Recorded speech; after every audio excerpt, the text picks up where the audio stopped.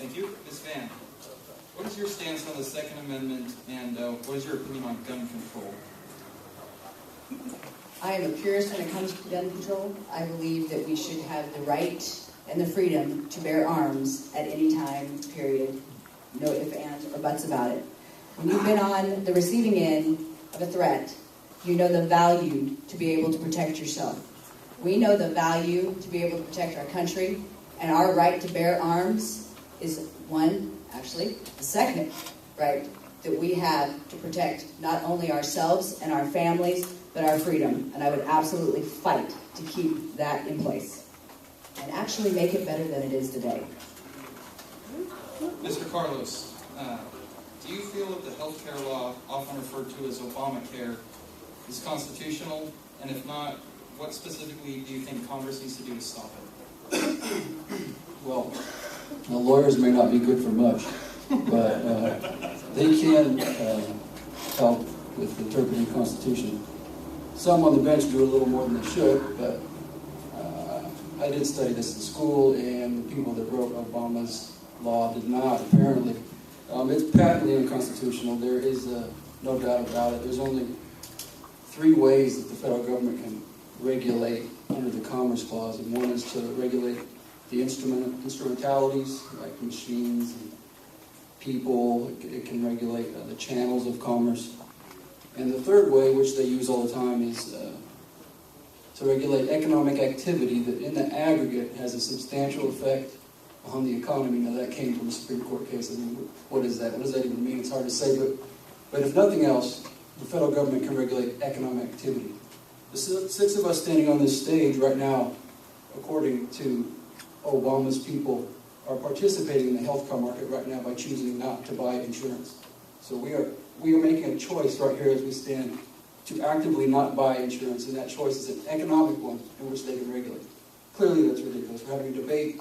What we're doing now has nothing to do with commerce. The federal government can't regulate us as we stand here or as we walk through the meadow and whistle. So they can't regulate us as we live our lives, and this will soon get to the Supreme Court, and if, Lord willing, all 9 justices are still living, it will be overturned. Mr. Schaup? Finally! I waited, it was a long dry spell. So, in your opinion, what specifically do you think the federal government should do to limit illegal immigration? Oh, specifically, we're farmers. We hire a lot of legal immigrants. Right now, we can't even fire them if we find out they're illegal. We have to give them like 90 days to go get their documents in order. That's wrong. We need to take away, as a nation, the reason they're coming here, and that is the ability to work. I can't blame anybody for wanting to come here to have a better life. But when we don't let other employers terminate people that they know are here illegally, we are taking away their right to run their business, and we're also not taking away the reason that people are coming here in the first place. I believe in legal immigration. I'm married to a Korean gal. It took 1.5 years to get her here, and I was an officer in the military because they checked everything out thoroughly. But we have people walking across the border. They need to go back. Just recently on Schaup Farms, my brother realized one of the employees' documents was not in order. He said, I got to let you go, but we couldn't let him go. So Bob very tactfully and smartly, at the end of the season, laid him off. And of course, we won't rehire unless he has documents that are in line. But we're punishing our employers if we fire somebody they know he's illegally. And we have cities that are making sanctuary for people that are here illegally. Folks, they've turned our laws upside down. That's not what America's about. We need to have legal immigration and stop the illegal immigration by taking the reason they're coming here in the first place away. No jobs, they won't come. Mr. Ray, what can be done to get job creation levels back up to what they need to be in order to get this economy to truly recover? I think I just explained that one more time. The energy industry in I think it's North Dakota, they have a 3% unemployment rate. People are sleeping in their cars right now up there working because they can't build hotels and find rooms to live fast enough. If we opened up the oil industry, I've sat down with environmentalists. You give me 5 minutes with a Democrat, an independent environmentalist, I don't care who they are. You give me 5 minutes, I'll get them on the same page. We buy oil from other countries and pay them billions of dollars to people that don't even like us. Are they smarter than we are? They can drill better than we are? Their engineers and contractors are better than we are? How come then we can't drill? Why can't we get a permit to drill oil? Nuclear. France and Japan get 80% of their power from nuclear. What do we learn from Japan? Don't build a nuclear power plant in a tsunami zone or an earthquake fault. Okay? In defense of Japan, though, they don't have a whole lot of dirt. Okay? China has 14 nuclear power plants, with 25 more under construction, and a number of them in different planning stages. We can't get a permit to build one. We can't get a permit to build a coal-fired power plant. Our energy prices are going up, which means our industry is less competitive with worldwide industry. It doesn't make any sense. And again, the housing industry, I can show them how to turn that back around. They made a mess of that. The more they do, the worse they make it. We can turn that back around, and then small businesses, I explained before. Each one of those, within 12 to 24 months, would generate 1 million jobs or more. That's 3 million jobs. We would fire up the economy, and with all that money coming in, there's a whole lot of things we can do to get things right again. Mr. Schauer. Yes. How important do you view the 10th Amendment that outlines states' rights? And do you feel that it has been infringed upon by the federal government? Oh, it's one of the most important parts of the Bill of Rights, the 10th Amendment, that all things not here prescribed in this Constitution revert to the people and to the states. And that's why I'm running for office. I really believe it. We say in the Marine Corps, let the corporal do the corporaling. The general doesn't go down and run the platoon. The Washington, D.C. should not be running our states or our homes or our communities. We need to return our government to a government of the people, a Jeffersonian democracy, where we can have a government that handles problems locally. California's problems are much different than Wyoming's. Wyoming's problems are much different than Alabama. Right on down the line, the people in each state know what's best for their state. It's also the most efficient form of government. It's also the most democratic form of government, because your local electors are much more accessible than those people that are answering to the lobbyists in Washington, D.C. So it's absolutely crucially important, along with the First Amendment and the Second Amendment and all of them. And I didn't need to talk about the Second Amendment, but the right to keep and bear arms should not be infringed, and you're all a member of a free militia. Don't ever let them take that right away from you. Ms. Van, the Commerce Clause of the Constitution is what currently is being used to defend Obamacare in the courts. And more recently, the FDA claims that your own stem cells are drugs and therefore need regulation under the Commerce Clause. Do you think these are fair use of that clause?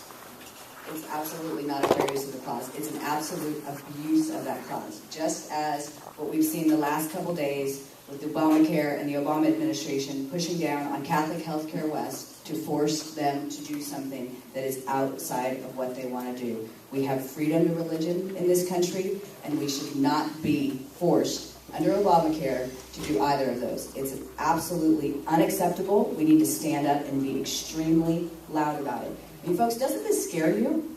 I mean, think about what's happened in this last year. It absolutely terrifies me. And I have this 9-year-old son who's looking to me and his dad for his future, and I'm unwilling to sit by and watch this happen. We can see our freedoms being ripped away from us on a daily basis. We have to get louder. We have to stand up and say enough is enough. This Catholic Healthcare West situation with forcing this on the hospitals was an absolute last straw for me.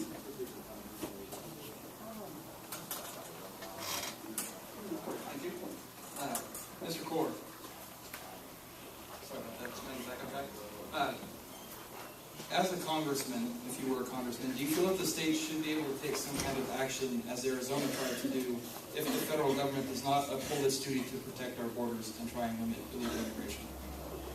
Honestly, I'd rather see the border states take a more forward role anyway. Because when you do have illegal immigration, the illegal immigrants that are coming across, whether it be the northern border or the southern border, are a drain on that state's resources as well as the national resources, but more so of the state.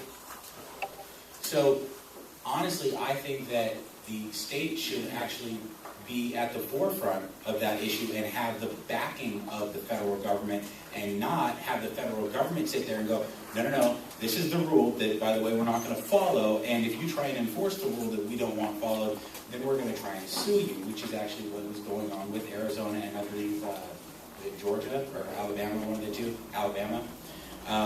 And when we have the federal government not only just saying, we're not going to enforce the rule that we've enforced, now you have everybody not knowing what page they're supposed to be on. You've got everyone from your local law enforcement, your local sheriff's department, all the way up to ICE and the FBI, DEA, and everyone else trying to figure out what's supposed to happen. If you had all those agencies, say in California, on the southern border saying, these are our rules and these are our policies, that would take a lot of the guessing out of the game.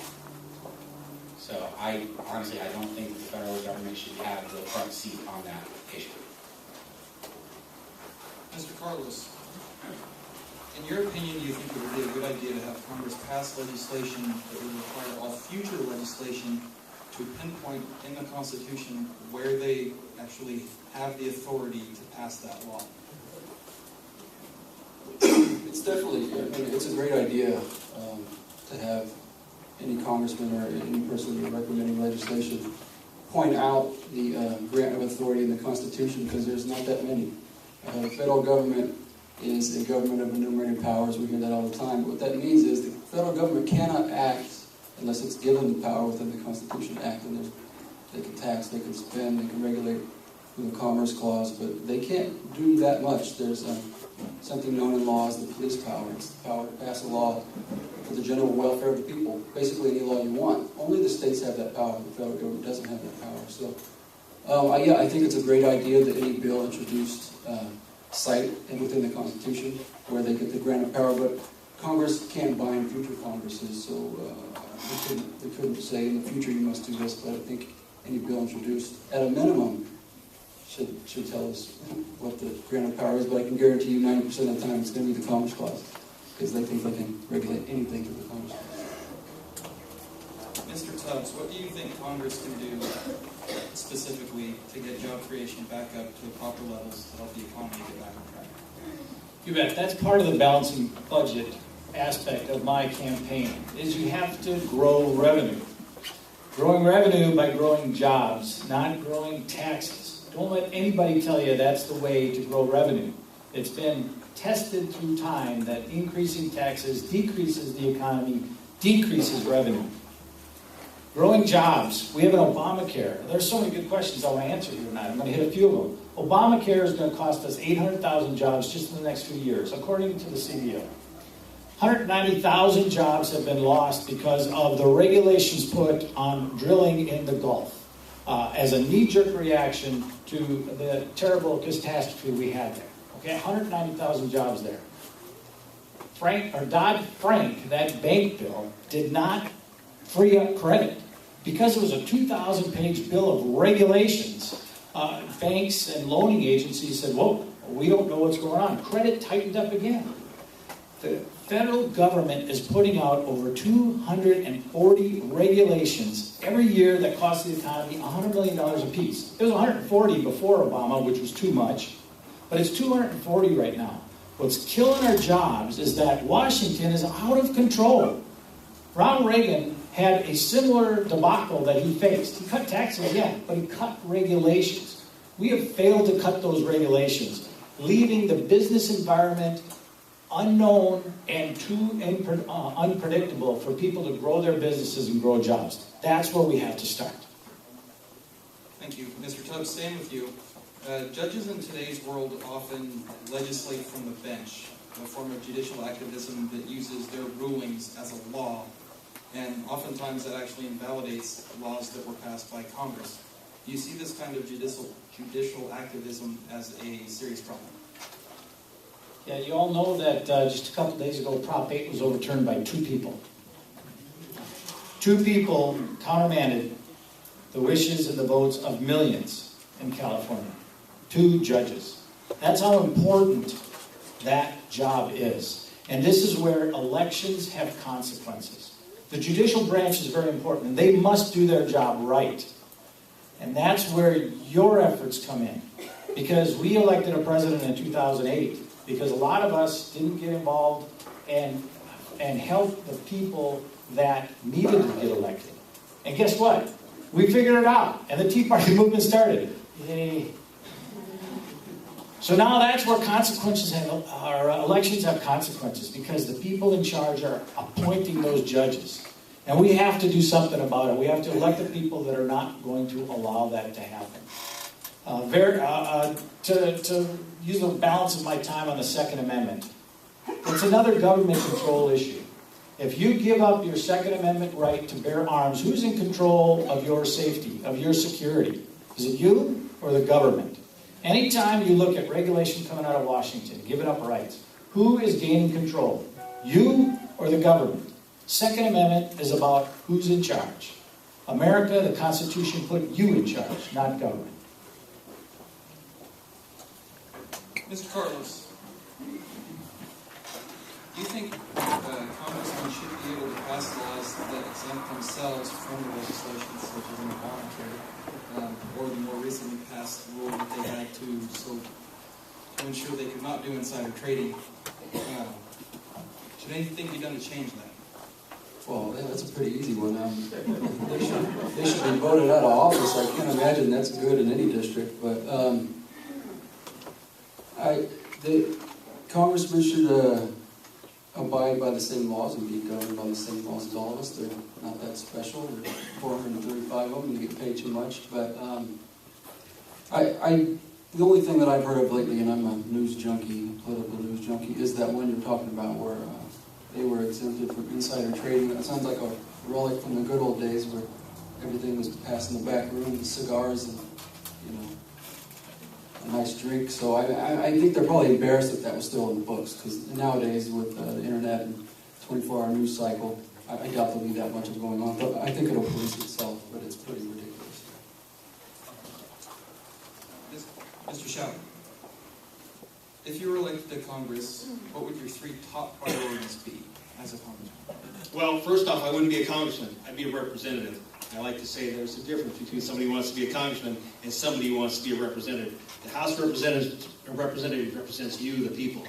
My first priority to reduce the size of the bureaucracy, return control back to the states and back to the people. That's number 1. Get the fiscal spending under control and do it immediately, because your children and your grandchildren are at risk. I've been in the nation of Turkey where I had to spend 3 million Turkish lira for dinner.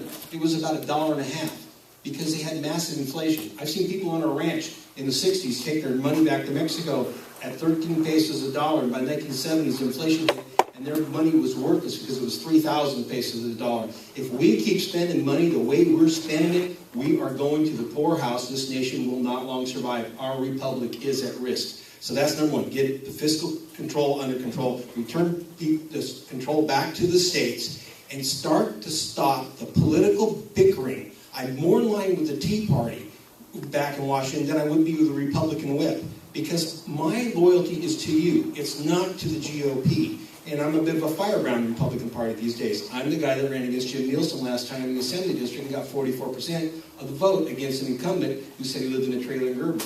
That's me. I will stand up and I will raise holy heck when I have to. How much time I got? I got 5 seconds. I'll give more next time.